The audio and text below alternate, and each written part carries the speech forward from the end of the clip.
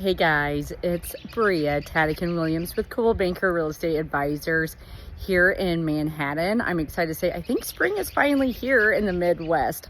We're starting to see temperatures well above freezing at night. The daytime temperatures are starting to feel, very spring-like, but then also the sun is out. This time of year is when everyone starts revisiting their landscaping and that curb appeal situation. As agents, we know curb appeal is huge. If your house has it, it's going to increase your value. It's going to increase the speed in which your property will most likely sell. Now, on the other hand, if you're lacking that curb appeal, it can happen. It can be done. And so I'm going to give you guys a few things to think about as you plan your yard, whether it's just adding new things this year, or if you're in that situation where you really need to tackle the landscaping to bring in that much needed curb appeal. Here are a few things to keep in mind. So one thing is, you go to the garden centers, think about annuals versus perennials. I'm a big believer in low maintenance and low cost. And so I always try to go the perennial route. Perennial means it will come back year after year with the proper care and if planted in the right place. Annuals, those come back on an annual basis. They tend to have a lot of color and they might be a little less expensive too, but you will need to add those back into your landscaping every season. Some people like that. It brings a lot of color. It does look good, but again, me trying to save time, I forego the annuals. So what we're doing today is we are actually changing out some of our plantings. Our yard, we actually tend to have some shade and then sun.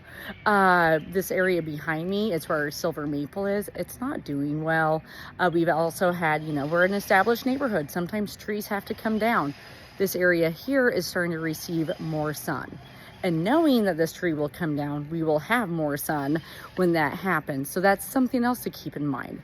Do you need plants that will tolerate shade or sun? So what we're doing is we visited one of our local nursery centers today. We picked up some daylilies. These are actually perennials and these are ever blooming, meaning throughout the spring and summer, they will continue to produce new petals. So they will go in this little spot right here. A lot of times, if you take multiple plants of the same type and put them in one spot, it brings that wow factor. That mass planting effect can be really huge. Keep in mind too, shop local, check your prices. When we looked at what these daylilies were going to cost at the big box store, it was twice the price, but we were able to save money and we were able to support a local business at the same time. So we're going to spend the afternoon planting right here. Also, as you think about your landscaping, think about your home's exterior. We actually see that fun like green yellow. Our exterior is a warm tone. So as we've planned our landscaping, we've kept with those warm tones. Yes, our dead nettle has purple blossoms. Don't know if you can see any of that, but those purple blossoms are also on the warm tone. So we made sure our daylilies were a nice warm red.